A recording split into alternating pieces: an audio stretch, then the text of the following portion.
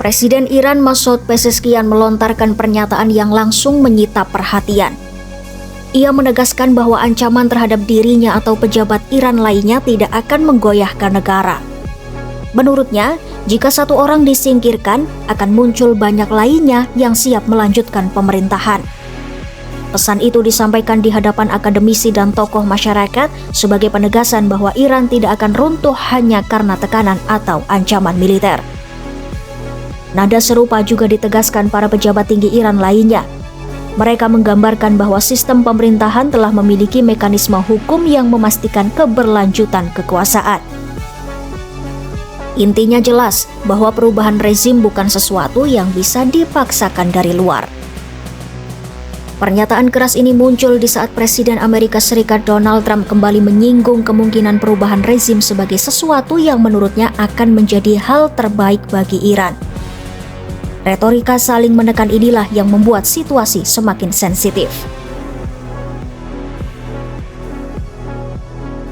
Namun di balik pernyataan tegas itu, jalur diplomasi masih berjalan. Putaran terbaru pembicaraan tidak langsung antara Iran dan Amerika Serikat di Jenewa, Swiss berakhir dengan klaim adanya kemajuan signifikan. Menteri Luar Negeri Iran Abbas Araghchi menyebut pertemuan tersebut sebagai yang paling serius dan paling lama sejauh ini. Ia memastikan diskusi teknis akan dilanjutkan di Wina dalam waktu dekat.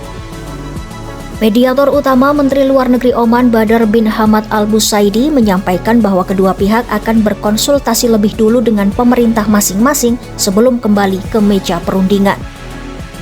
Meski begitu, detail substansi pembahasan masih sangat terbatas. Iran dilaporkan telah menyerahkan proposal tertulis.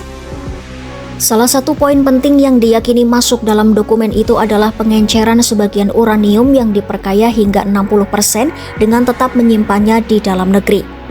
Sebagai imbalannya, Teheran mengharapkan insentif ekonomi, termasuk peluang kerjasama di sektor energi dan pembelian pesawat. Badan Energi Atom Internasional atau IAEA disebut akan berperan penting dalam verifikasi jika kesepakatan tercapai.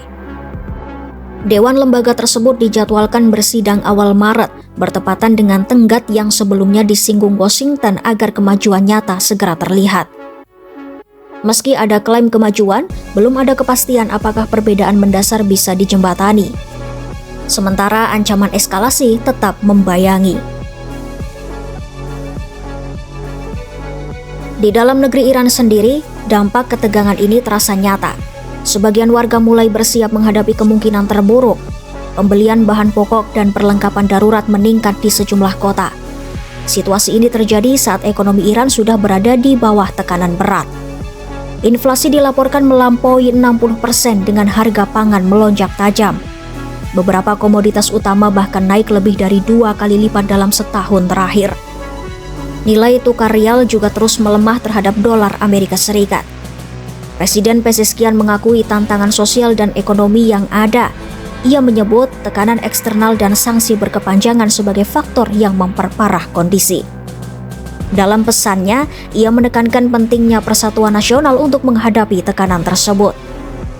Di satu sisi, Iran menyuarakan ketegasan dan ketahanan menghadapi ancaman. Di lain sisi, diplomasi masih diupayakan untuk mencegah konflik terbuka.